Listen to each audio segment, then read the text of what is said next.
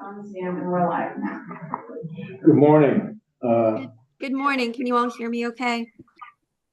Yes, we can. Thank you for appearing and for giving us your thoughts on S-259.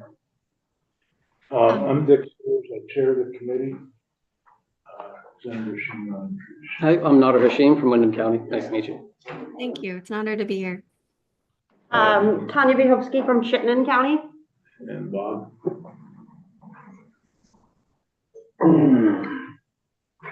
Yes. Could you introduce yourself? Oh, by all means. Senator Bob Norris, Franklin County, and Elberg, which is in Glendale County. Pleasure to meet you. Thank you. So please go ahead with any testimony you want to provide on S-259 and any thoughts you might have on it. Great. No, thank you so much. So I'm Professor Rachel Rothschild. I'm an assistant professor at Michigan Law School. I'm also an affiliated scholar at the Institute for Policy Integrity at NYU School of Law. And just before turning to my remarks on the legal aspects of the bill, I thought I would just give a little bit of information about my background. So I have a JD cum laude from NYU School of Law. I've also earned a doctorate, a PhD from Yale University with distinction, where I was a National Science Foundation Research Fellow, and where I specialized in the history of environmental science and pollution problems. I've also received a bachelor's degree from Princeton University, magna cum laude. And in my work as an attorney and a scholar, I've specialized in environmental law and its history. And my research recently has examined this issue of whether states can pursue financial compensation from fossil fuel companies to fund these types of climate adaptation and mitigation projects that this bill would do. So in my remarks today, what I'll explain is the legal basis for creating this state climate superfund, and why I believe that the program could be designed in accordance with legal precedents on the US Constitution and federal law. And so I'll just give a brief overview of what the bill is doing before talking about the potential legal issues related to the climate superfund. So as you've all been discussing this morning, a state climate superfund would be based on a long-standing legal doctrine known as the polluter pays principle. This principle, which has been widely accepted in the US for decades, stipulates that the entities that are responsible for pollution should be financially liable for the resulting harms. And it's been the basis for other environmental laws that impose liability on companies for their contributions to environmental harm.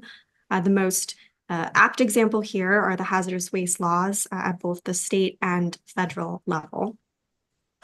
So the proposal to create a Vermont climate superfund is, as you've all been discussing, modeled off of these hazardous waste laws, and it would similarly impose financial liability on major fossil fuel companies, the responsible parties in the bill, for the environmental damages that they've caused from greenhouse gas emissions. So like the federal Superfund law, this law would use a strict liability approach, meaning the state would not need to show that these companies intended to cause harm or were negligent in some way in their actions. So at the time that the hazardous waste laws were passed in the US, there were several constitutional challenges that liable parties raised against them. But these laws were resoundingly upheld by the courts as consistent with the Constitution's due process clause and consistent with the Constitution's commerce clause. So I'll explain a little bit about those issues and then talk about how they relate to the current bill.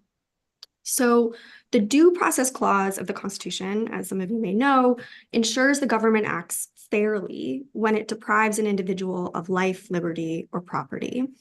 And it requires, in this context, that states ensure that the imposition of a retroactive liability is based on a legitimate legislative purpose, furthered by rational means. That's the legal test. And it also requires that states ensure that any entities subject to liability have a sufficient connection to the state. Now, the Constitution's Commerce Clause typically it governs how the federal government regulates interstate economic activity, but it has also been interpreted by the courts to prevent states from unreasonably interfering with the national economy. So it requires that states ensure that any interstate economic effects of their laws are not overly burdensome as compared to any local benefits. So despite the precedents, of course, upholding the constitutionality of similar laws like CERCLA and state hazardous waste laws, of course, responsible parties under this bill are likely to bring similar due process and Commerce Clause challenges. And I've gotten a sense of this from some of the statements they've made about the New York bill, as well as some of their legal arguments in the climate litigation that's been going on for several years now. So I'll discuss some of these due process arguments, Commerce Clause arguments, and Dean Rushlow, who will be speaking after me, will deal with the questions of preemption.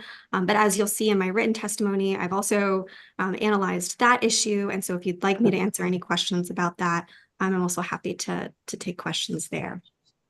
Okay, so turning to the due process challenges here, one argument that responsible parties are likely to bring against this type of bill is that it violates due process by extending jurisdiction over out-of-state parties. So under current legal precedents, states need to show that regulated parties have some connection to the state in order to impose liability on them. So I think this could be done in one of two ways for responsible parties under this bill. So one way is the state could show that the responsible parties cultivated a market for their products in the state. So this could be demonstrated through advertising, sales, distribution of the product within the state. And it seems from some of the earlier testimony that Vermont may be able to do this for multiple major fossil fuel companies, but that will be a case-by-case question potentially. But there's also the possibility that the state could adopt the position when it's litigating this bill that a responsible party is liable simply because of their greenhouse gas emissions and the resulting harms to Vermont. So there is legal precedent for imposing liability on a polluter simply because its pollution travels into a state. A court has upheld, the U.S. Court of Appeals for the Ninth Circuit has upheld liability against a foreign polluter that knowingly discharged hazardous waste into a river that reached a recipient U.S. state and caused harm. So there is some precedent for that approach, although less than for a company that has actively cultivated a market in Vermont. Now, companies may also try to argue that the bill is unconstitutional under the Due Process Clause because of its retroactivity. So under current legal precedents, retroactive liability for environmental harm is constitutional so long as the state can show that it is imposing this liability for a legitimate legislative purpose furthered by rational means. And here, funding for climate adaptation and mitigation efforts would certainly be a legitimate legislative purpose. It is necessary to deal with the harms from climate change. States have historically played an extremely important role in protecting their natural resources and citizens from environmental harm. And it is rational to impose liability for these costs on the parties who created and profited from activities that caused the pollution. This phrase, created and profited, is used often in cases upholding hazardous waste laws, retroactivity, and so I think similar arguments can be made here. So third and finally, responsible parties may try to argue that this bill would violate the Constitution's Commerce Clause because of potential interstate economic effects. States who want to pass these types of laws could defend them by showing that the local benefits are quite significant compared to the potential interstate economic effects. The law is going to have, as I'm sure you know, enormous benefits for residents. And the court has recently the Supreme Court in a case, National Pork Producers Council, affirmed that there's also a very high bar for parties to claim that there is an excessive burden on interstate commerce from state regulations. And this decision from last term has been widely viewed as a win for state environmental and energy laws. So there is good precedent there as well for the constitutionality under the Commerce Clause. So I'll stop there and let Dean Rushlow discuss the preemption question, but I'd be happy to answer any of your concerns. Yes, go ahead. I do have an immediate question, and I appreciate your testimony that it is defensible based upon prior cases. A few years ago, we had a bill, and I don't remember the subject or the bill number, but the effective date was when two contiguous states enacted similar legislation. So that, for example, New York has already passed a bill out of its Senate, assuming that New York was to pass it. It doesn't need to be contiguous, but another state passed it. You'd at least have three states sharing in the defense of the legislation. And there was some concern earlier in the meeting from members of the committee about here's Vermont all on its own, a relatively poor state, trying to defend against huge multinational corporations. So I'm wondering if any thoughts on that type of approach. So that I think is a question that the AG's office would probably be best positioned to answer. From a legal perspective in defending the constitutionality of the bill, I don't think that would change a court's approach to analyzing whether the bill is constitutional or not. But of course, Vermont will need to think about the pros and cons of whether to be the first state to do this and what the cost will be to litigate it. That's something that I think probably the AG's office would be best positioned to answer. I mean, I will say that, Vermont has and will experience the effects of climate change at great cost to its citizens.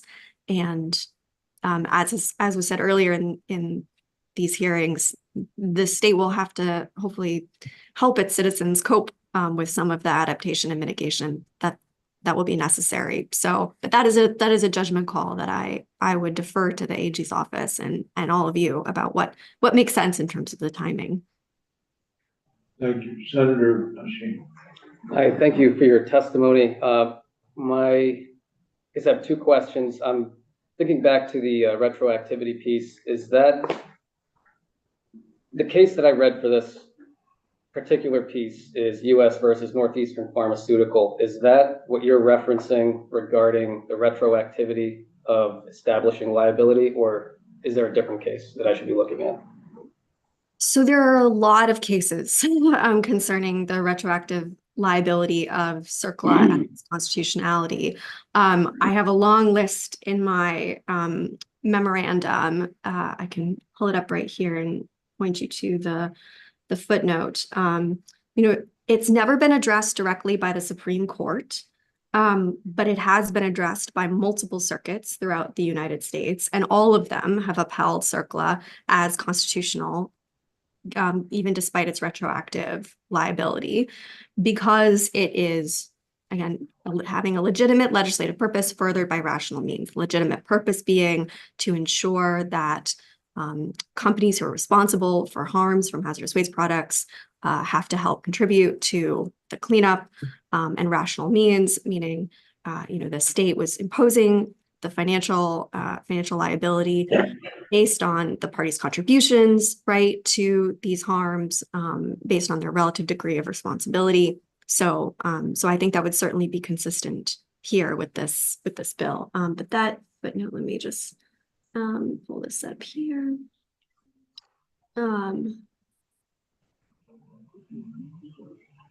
Footnote 62 of the memo lists all the cases that I've looked at related to this. Thank you. And on another topic, I was wondering if you could touch on the covered period aspect of this bill, and is that time frame good, or should it change, or do you have any additional thoughts on that? Sure.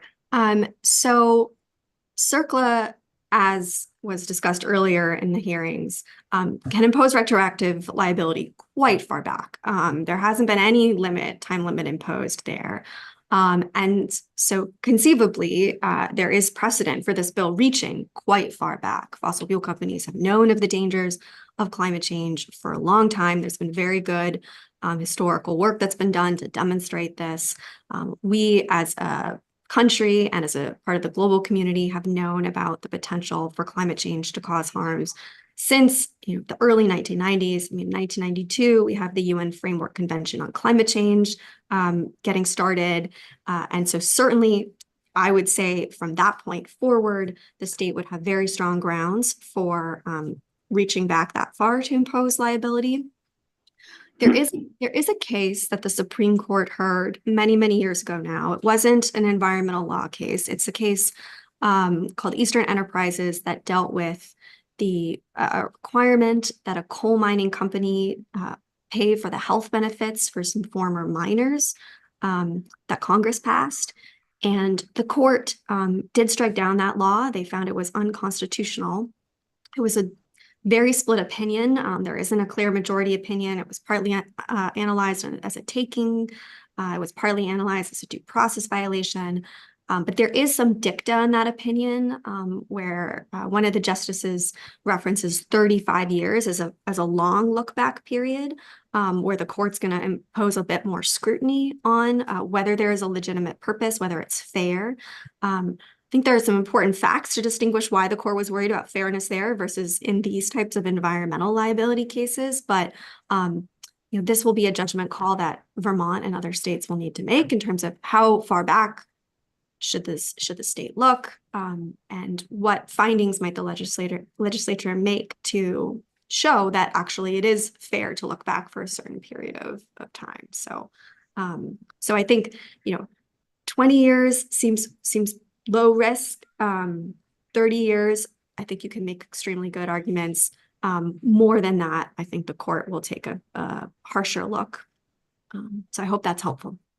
Thank you. Yes, another question, Senator Bohowski. Yeah, mine has a follow-up to that, and I thank you for that. My understanding is we have documentation all the way back into the 1950s that fossil fuel companies knew about the impacts of climate change. So what is it about the 1992 date that makes it more palatable? Sure. That's not even the word that I want, more defensible. More defensible. So yes. So I will say you're right. So there's very good research by historians of science looking back that far to show that these fossil fuel companies were aware that climate change could be the result of the burning of fossil fuels.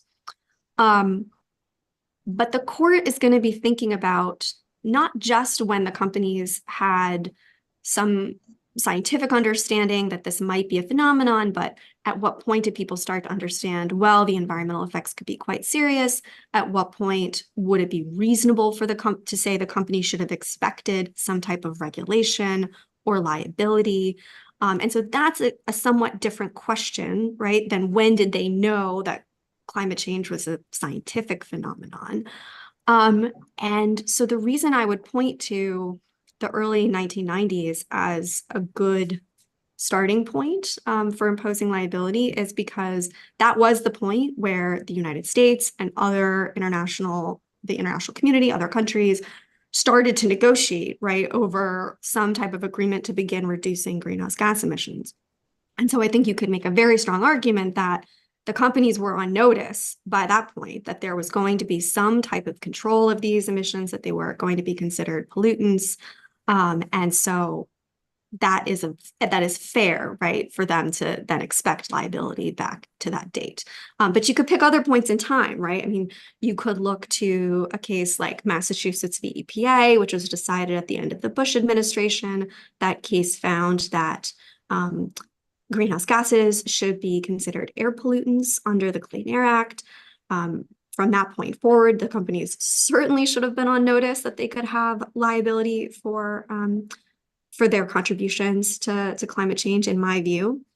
But I think different arguments can be made for what the appropriate time period is. And it's important to acknowledge that the further back you go, the more skeptical a court may be about the imposition of liability. And because of the constitutional issues, this case will reach the federal courts. It will go to the Supreme Court potentially, ultimately. And we have justices on the court that may be skeptical of these arguments. And so I think there's a cost-benefit analysis to be done as to how far back it makes sense to look, given the resources that Vermont is going to need to spend on climate adaptation and mitigation, and what seems fair given these companies' knowledge about when regulation was going to be happening. Awesome, that is really helpful. Thank you. So, from your standpoint, the sort of 20 years in this bill is a somewhat conservative and very defensible window. Yes. Other questions for Professor Rothschild? Thank you. Unusually, I have to mention, I was just during the break making an appointment with a Dr. Rothschild in Bennington, who's a rural surgeon. I don't know if he's any relation. No, unfortunately, it's a somewhat common name, so no relation. I am a New Englander by birth, but not in I was Vermont. about to say it's a small world if he was your brother or something.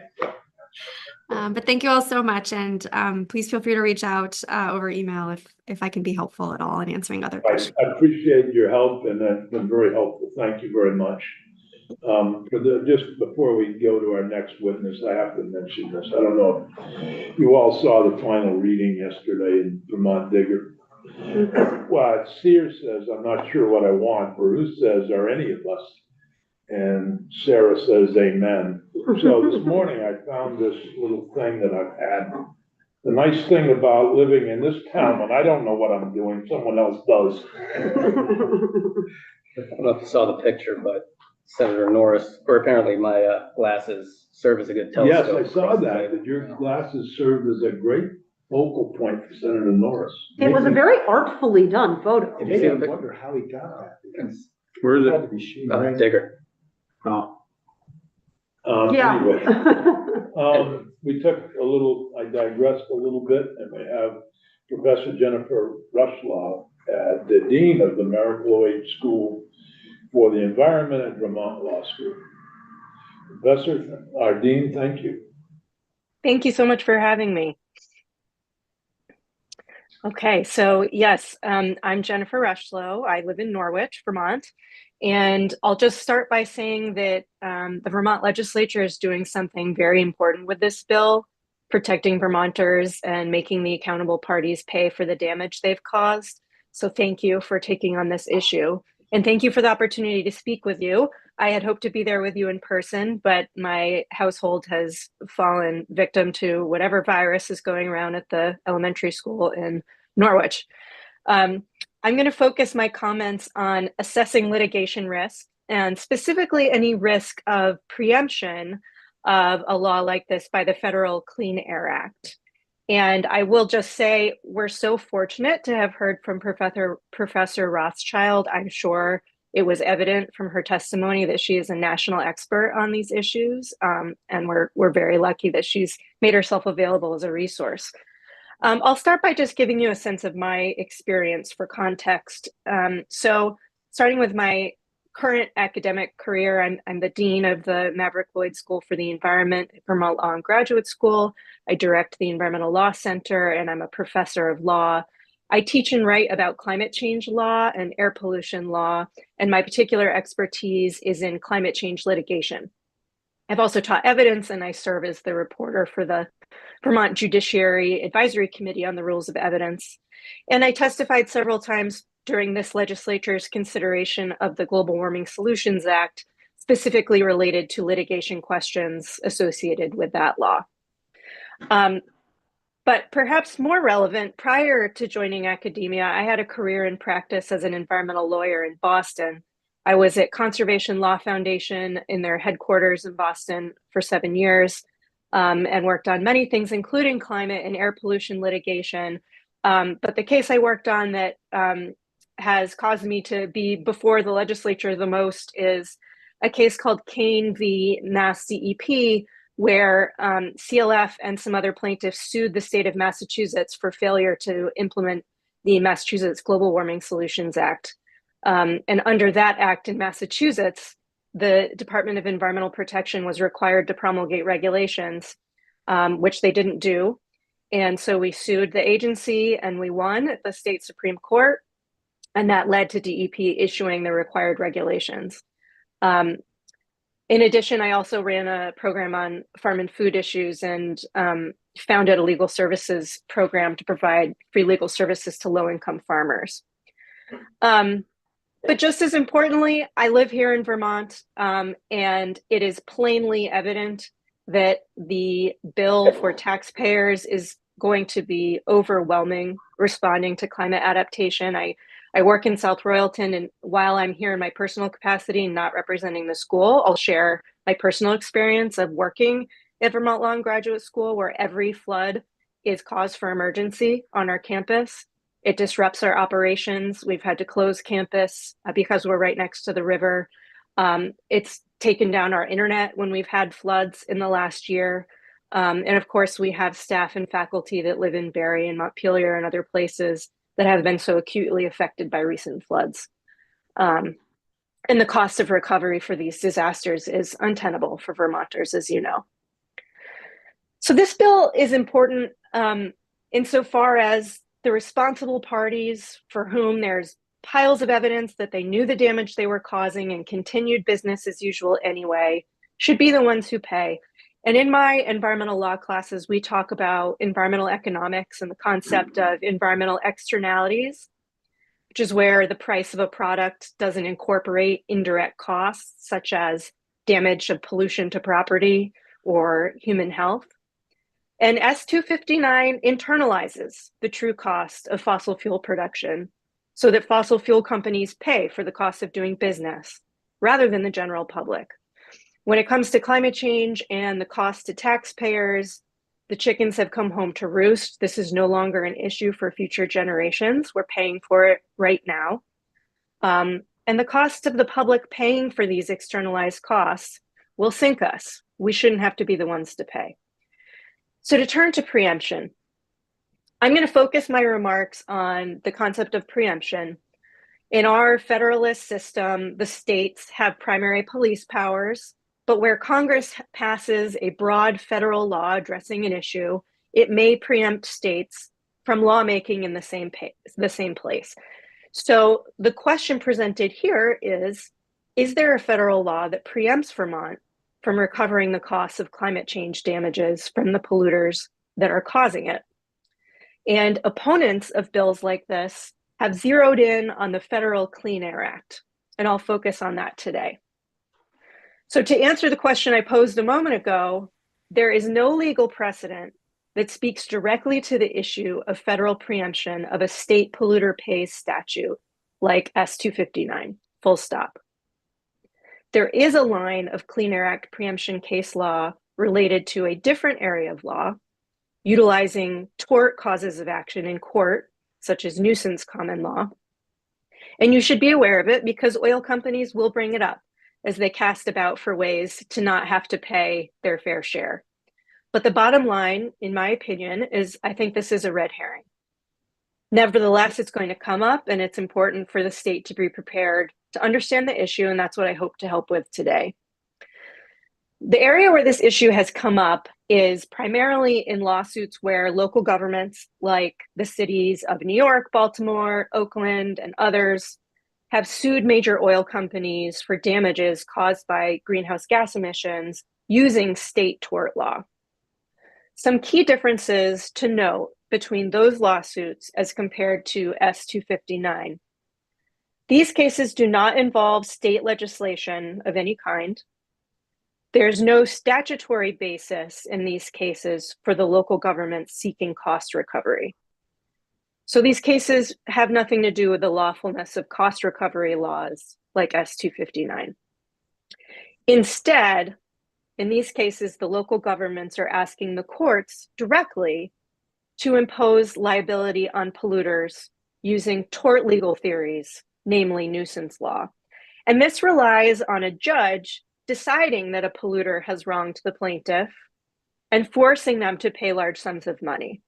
As may be clear, this is a big ask for a judge. And as a result, these lawsuits have been hot potatoes that judges are desperate to pass on to somebody else to avoid being the one that has to decide. And often what this means is that judges are writing in their opinions that these are policy decisions for other branches of government, not the judicial branch.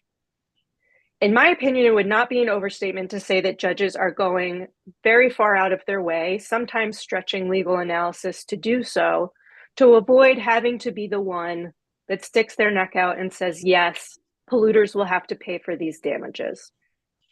Now, what this has looked like so far in these torts cases has mostly played out through jurisdictional battles. By that, I mean the courts are trying to figure out whether the cases should be in federal court or state court.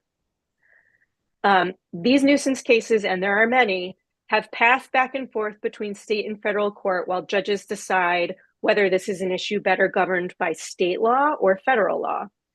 The plaintiffs, the local governments in these cases, usually file first in state court because, as common law, tort law is almost always a state issue. There's very little federal common law, and what there is has been displaced by legislation in the climate context. The defendants, knowing that's the case, have tried to get to federal court, where they can rely on federal common law and the fact that it has been displaced in case law by the Clean Air Act when it comes to climate change pollution abatement. And therefore, these cases being dismissed on that basis. Because climate change is a global issue, many courts are uncomfortable with the idea that they, in a particular jurisdiction, should be the one to decide. And given that federal courts more typically take up interstate issues, there is a desire, not just on the part of the defendants, but on many courts, I would say, to keep these cases in federal court. So far, the case law on these has been entirely procedural in nature and is not instructive at this point on the merits of these cases. But the most important development we have on this is that in May 2023, the Supreme Court weighed in on this jurisdictional issue by denying certiorari in an appeal and sending this group of cases back to state court once and for all. So with that out of the way, this bundle of cases is now going to be proceeding to trial in state courts across the country. Now, while these cases are different from what's before you with S-259, they're useful to know about because with that recent decision from the Supreme Court, they're showing an inclination now for the courts to let these cases proceed under state law, which does not face the same Clean Air Act displacement issues as federal law. So now I'm going to turn to one case in particular that's important for you to know about. It's a Second Circuit case. It's an older case, relatively speaking, in climate change. It's from 2021, called the City of New York v. Chevron. And I'll first tell you what it's about and then distinguish it from S-259. So it's a nuisance lawsuit filed by the City of New York against 5 major fossil fuel companies, alleging that the companies should bear the costs of the city's climate adaptation measures rather than the taxpayers. The city filed their lawsuit in federal court, but using state common law claims. The legal theories were public and private nuisance and trespass, all different kinds of torts, and sought compensatory damages. But they also sought an injunction against those companies to abate the damage, which would essentially mean stop polluting. So that is something that's different. The Second Circuit held that only federal common law could be utilized in this case because climate change is an interstate issue.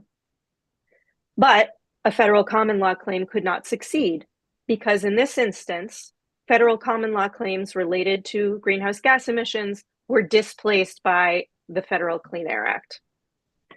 Now, there's an important leap there that I want to point out, which is that the court leapt to dismissing the use of state common law.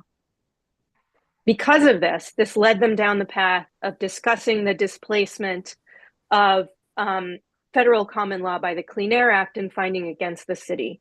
If they had been willing to stay with the state common law path, as now this whole bundle of cases 3 years later will have to do, they would not have gone down the path they did in the Second Circuit. As it was, the Second Circuit was persuaded that because New York was holding fossil fuel companies responsible for emissions globally, this interstate issue required the application of federal law.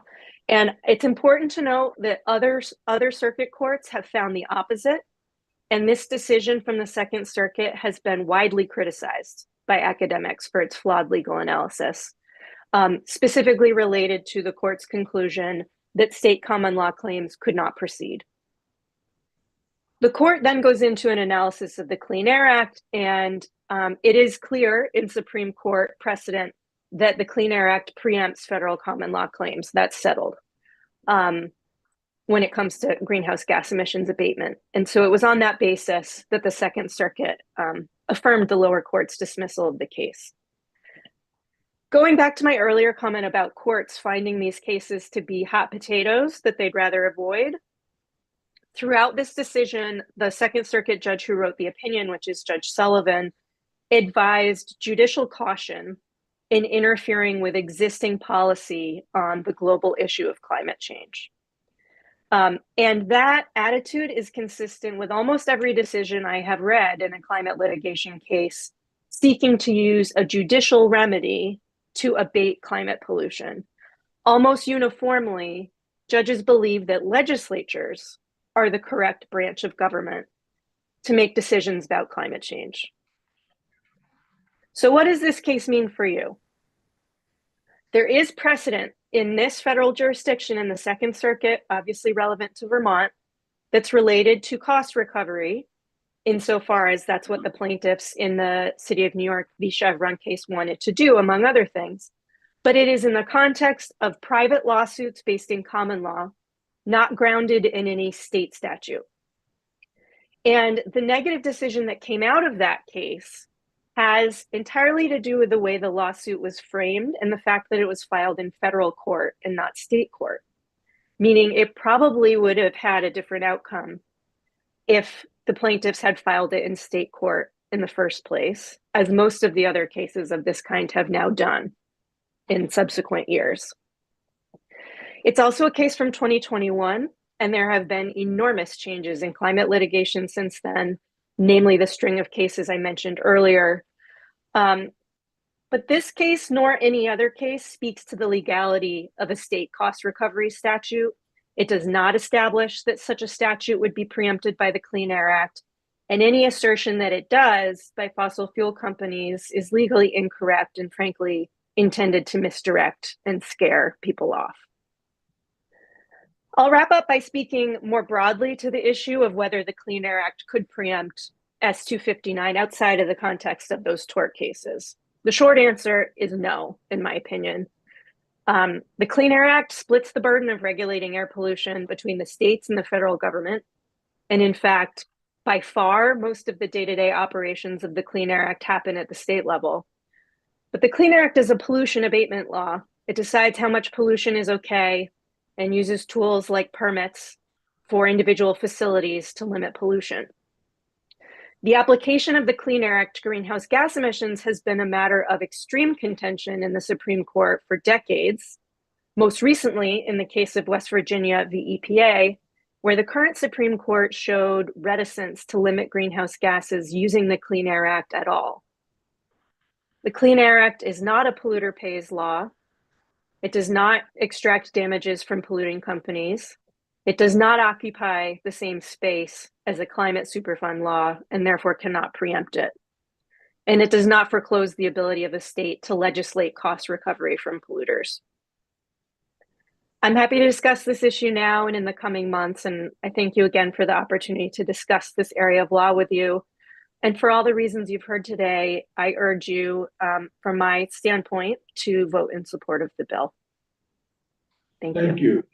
I guess you raised a number of issues, and I just want to clear up any confusion in my mind. you raised the issue of the city of New York versus Chevron, Mhm. which the city lost, in federal court. You're suggesting they probably should have gone to state court. Mhm. But secondly, you were suggesting, I thought, that private lawsuits might be more successful.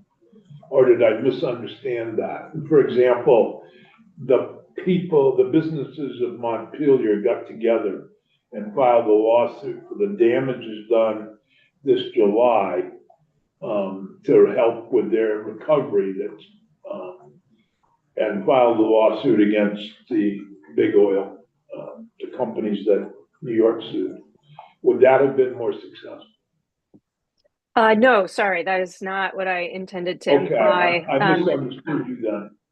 Okay, yeah, I'm not opining on the likelihood of success of state tort suits. Litigants have used those types of lawsuits because there hasn't been anything in statute to utilize for cost recovery. Okay, thank you for clarifying that for me. Other questions? Very good. You're very clear and concise. And other than my little confusion on the private lawsuit, very good. I thank you very much. I appreciate, we may call on you again, to help clarify as we start the markup of the bill. We have, our next witness is Julie Moore. I don't see Julie. Is she on Zoom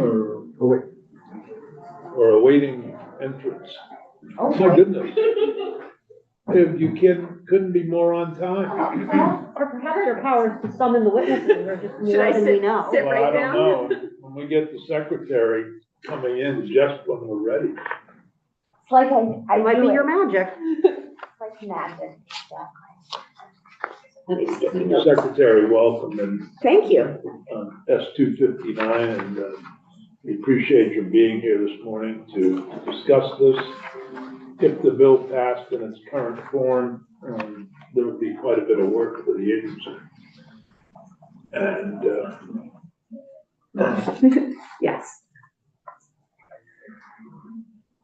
Give me just one moment, I'll bring my notes up to make sure I cover all the highlights. yeah, take real your quick. time, please. We've got a couple of minutes. Sure. I'm good, ready to start whenever you are. Okay, great, thank you. Go ahead. So thank you, Julie Moore, Secretary of Natural Resources, and just want to start with stating up front, in general, I would like to offer conceptual support for what's proposed in the bill. Clearly, we have some really significant needs, investment needs related to resilience, and it is important to hold those accountable for the harm they've caused to the state. That there is an inordinate amount of resilience work that's anticipated, both in the immediate response to the summer's floods, but we also know long-term. And this is work that has come to the fore for the agency, frankly, since Tropical Storm Irene, and factors into much of what we do. I think one of the things we've learned from this summer's floods is that we are doing the right sorts of things, and it may be that we need to do them faster. And that one of the limiting factors in doing them faster is the right resources. And that's everything from upsizing bridges and culverts, restoring and conserving natural areas, including wetlands and floodplain areas.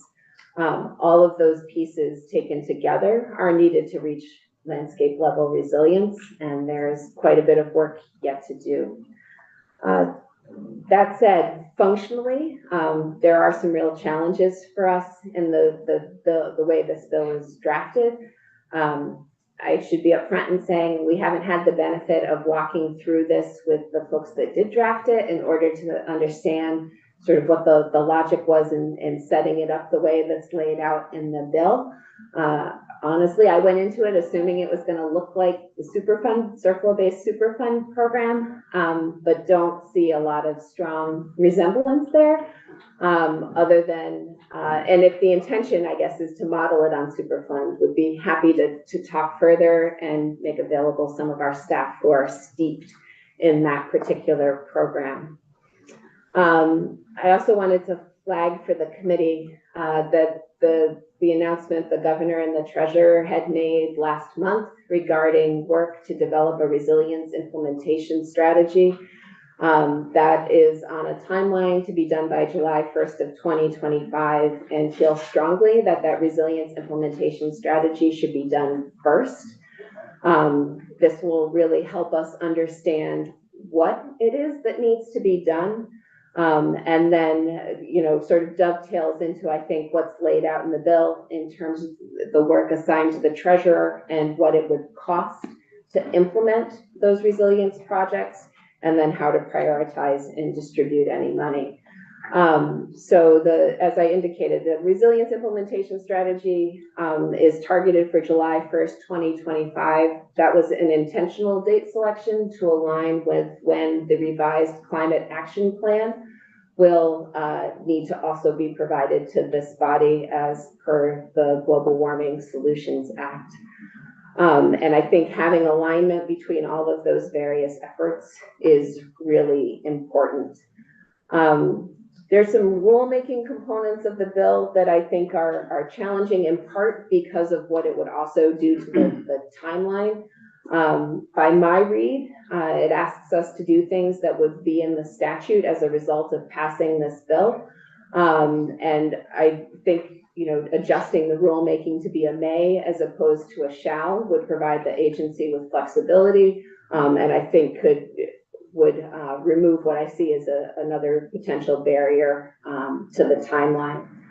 I would love to come back to you with some suggestions around simplifying the assessment formula and eliminating some of the subjectivity or discretion that's being provided for how those are being calculated. And this is another place where the current language in the bill doesn't sort of match with our how Superfund program costs are allocated. ANR doesn't really take an active role in the sub-allocations of costs. That tends to flow to the responsible parties. And would really, I have a strong preference for our role in this process to be more ministerial and less judicial than is conceived of in the bill currently. We'd be happy to look at any suggested language changes that you have. You working through Mike O'Grady and myself would be helpful. Okay. I mean, we don't want to make this overly complex. And we need to hear from the Attorney General, the Treasurer, the Auditor, actually, and other officials to understand how it's all going to work together.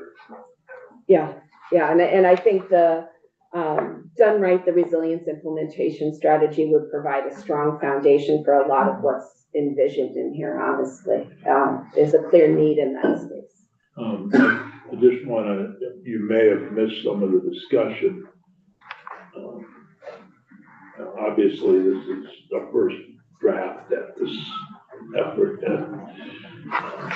But the idea here is, you know, what we've seen, for example, in Barrie and Montpelier, Londonderry and all over the state in July, how do we recover from that? And Senator Baruth and I mentioned this earlier in testimony. Senator Baruth and I sit on appropriations, and here we are with tremendous need and the inability to meet all those needs. And yet the group that may have contributed to this damage is sitting there without any liability whatsoever. That's, in its simplest form, the goal here. How we get there doesn't need to be exactly like this. We're open to suggestions. Thank you, I appreciate that, and share your concern. I mean, one of the challenges with resilience investments is they avoid future costs as opposed to paying dividends, and so they can be really challenging investments for folks to make. I think some of the kind of proof in the pudding between Tropical Storm Irene and this summer's floods has been related to the work we've done on bridges and culverts. To my knowledge, only one culvert that was sized to our new, more robust criteria failed during that flood event. And so, pretty clear evidence that we know what needs to be done, and it's really having the resources available to do it. Share my experience personally driving around Bennington in the day that we got hit.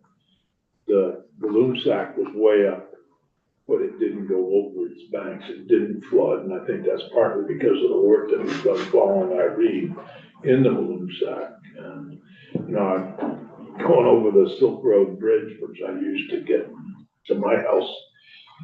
It was amazing. It was just under the bridge, but it didn't get over. Yeah, no, and we have one of my favorite sets of pictures is there are two crossings of the jail branch fairly close together, I think either in Williamstown or Orange. One of them we had done a bridge culvert replacement with a bridge structure, and the other one was on the list. And the one that hadn't been replaced was blown out and destroyed, and immediately downstream the next structure that had been appropriately sized was able to withstand those events. And I think seeing those images is really striking, and just that we have the knowledge now of what it is we need to do.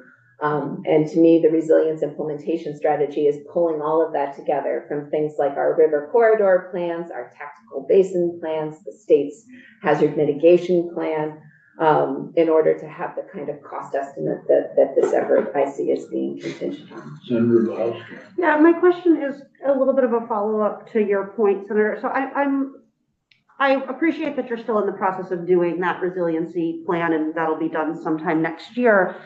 We've heard a lot of testimony that actually drawing down any types of funds is going to go through a lengthy process. And so I guess I'm confused how moving forward with this and getting that process started gets in the way of developing that plan. I guess by my read of the bill, that the plan that's envisioned in here would benefit from having the resilience implementation strategy. I don't know that we're able to come to you right now with a price tag associated with what it would take for Vermont to be truly resilient. We have pieces of that in a lot of places, and also, frankly, some open-ended questions, less on the infrastructure side, right? We know what it looks like to flood-proof flood-harden a wastewater treatment facility or build a flood-resistant bridge or culvert. What we don't necessarily have as good information on is how much floodplain restoration is enough, how much wetland restoration is enough, sort of what our overall land use picture needs to look like. And that's part of what the resilience implementation strategy is intended to get at. How much is enough? Yeah, absolutely. And I imagine that is going to be somewhat malleable because we don't really know how Correct. bad things are going to get. Correct. And I think it's also hard. Every event is different, right? Weather is noisy, and we could design something that functions perfectly well under an assumed set of conditions that will never match reality on the ground. And so your point is well taken, but I don't think at this point we could even make, maybe we could make a very rough estimate. This, to my mind, the resilience implementation strategy will help us get to a well-documented estimate of total. Senator. Hi, thank you for testifying. I just wanted to go back to another point that you had raised earlier about the assessment formula, I believe it was. And I think you had mentioned kind of simplifying it and making it a bit easier. Is that right? Yeah. I think and I appreciate you raising that point. I think, however, based on what I had read with the New York case, one of the challenges that they encountered was that they did not have a robust enough or effective enough formula to determine levels of pollution and determining how somebody might be liable. So I'm just saying that kind of just as a comment that I do think we'll probably have to have a more in-depth conversation about what the formula would look like so that we meet that rational basis, but we're also not going into a place that's overly burdensome and hard to discern and understand. Thank you. Please continue. Sure. So one of the, again, I think further conversation very much to your point could be helpful, but one of the questions we had is just making sure that the bill is designed with eyes towards also minimizing what I've been referring to in my mind as the orphan share, right? Where you have greenhouse gas emissions that are clearly having an impact on Vermont that are coming from sources with no other connection to Vermont and therefore wouldn't be subject to the bill. And so I think that's another area that needs discussion and consideration. One thing that was not clear to me is what enforcement mechanisms were contemplated in the bill if the oil companies failed to adhere to what is directed. I don't think that language is in there right now. Again, trying to, in my mind, establish those parallels with our existing Superfund program. And then just finally, my other big picture observation in an initial review is, as you indicated at the outset, Senator Sears, this is not an insignificant amount of work. I think the agency would need bill back authorization, and then also just making sure that sufficient resources are provided at the outset to adequately support and implement what is envisioned here. One of the things that the bill should have is an appropriation. And one of the things we need to do is get information at joint fiscal office to try to put together a fiscal note on the cost of the bill, so that we can actually see. It's not, we could bill back the costs like we've done several other instances. It doesn't necessarily mean general fund, but there should be at least an estimate of what it's gonna cost you, what's gonna cost the Attorney General, the Treasurer, the auditor, anyone else who in state government who's involved in trying to implement this tax. So it's a good point. Thank you. Those were my initial reflections. I want to make clear, maybe my earlier remarks might have confused people. I'm completely committed to this effort to hold the polluters accountable. I don't think we should let them get away when we're spending taxpayer dollars or victims' dollars to, I think about the Port convenience store in Londonderry trying to get loans that they're gonna have to pay back. These folks aren't exactly young, and so their kids are gonna have to pay back the loans probably as time goes on. And they shouldn't be stuck with that. It's not their fault that the river flooded. And it's not their fault it flooded again, actually. Didn't do as much damage as in July, but it flooded this January. So that's who I'm concerned with, as well as the resilience, as well as the state costs, as well as the cost of businesses and homes in all over the state. I just want to make sure I'm not misunderstood, that I'm not committed to this bill. I just have serious questions about how long it's going to take to see any results. Yeah, and I think, as I say, the timeline that's laid out in here is a little bit challenging. I do think having the resilience implementation strategy completed first, and then going to the costing component, and then going to the allocation component is sort of makes sense as a stepwise approach. I also understand fully the urgency that folks feel in this moment. Thank you. Any other comments, questions? So, we will need to hear again, I think, from the agency if any suggested changes. I'm happy to do that at a later date. We've got 4 weeks left for crossover, unless they change the crossover date, which I know they will. So we should try to do our best to deal with this and the other places. So thank you very much. You're welcome. Thank you for having me. I like saying Madam Secretary. Makes me feel like we're on a TV show. Yes, it has a certain ring.